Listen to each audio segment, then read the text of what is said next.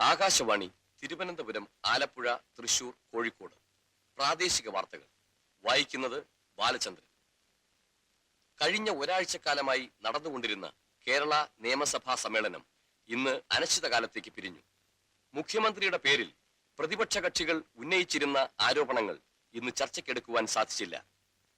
ഇന്നലെ രാത്രി ഭരണകക്ഷിയിൽപ്പെട്ട കേരളദേശം പാർട്ടിയുടെ സിറ്റി ഓഫീസ് തല്ലിത്തകർത്ത പ്രതിപക്ഷത്തിന്റെ ക്രൂരമായ ചെയ്തികളെ പല പാർട്ടി MLA-മാരും നിശിതമായി വിമർശിച്ചു.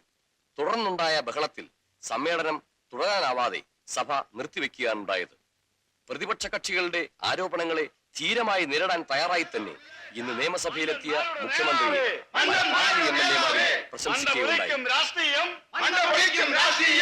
അറബിക്കടലിൽ പിള്ളേച്ച, അറബിക്കടലിൽ പിള്ളേച്ച, ജയ് ജയ് കേരള ദേശം, ജയ് ജയ് കേരള ദേശം. ഇഞ്ചിക്കാട നേതാവേ, ഇഞ്ചിക്കാട നേതാവേ, ധീരതയോടെ നയിച്ചോളൂ. ജയ് ജയ് ഇഞ്ചിക്കാടൻ, ജയ് ജയ് ഇഞ്ചിക്കാടൻ. കള്ളാകുള്ള പിള്ളേച്ച, കള്ളാകുള്ള പിള്ളേച്ച. കൊള്ളത്തരമോ രാഷ്ട്രീയം, കൊള്ളത്തരമോ രാഷ്ട്രീയം.